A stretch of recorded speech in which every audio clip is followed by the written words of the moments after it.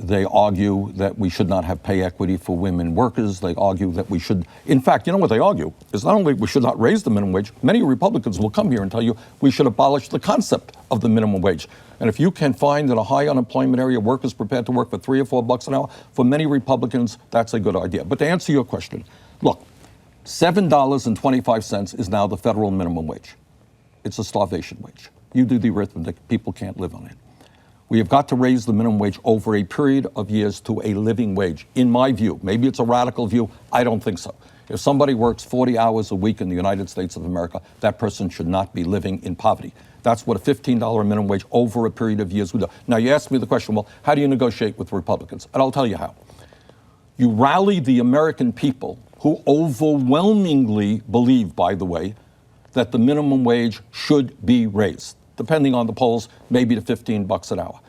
The Republicans get away with murder. They get away with trying to cut Social Security, Medicare, Medicaid, not raise the minimum wage, because people are not organized in opposition to them.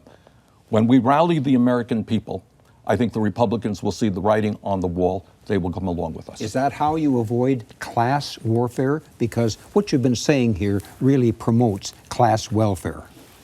Class warfare, you mean? Yes. Well, did I say welfare? You said class welfare. Well, you're right. We have been giving welfare to the very wealthiest people in this country for too long. That's not what you meant. But let me talk about so-called class warfare, okay? I've been accused of promoting class warfare, okay? So let me be clear. Class warfare goes on in the United States right now.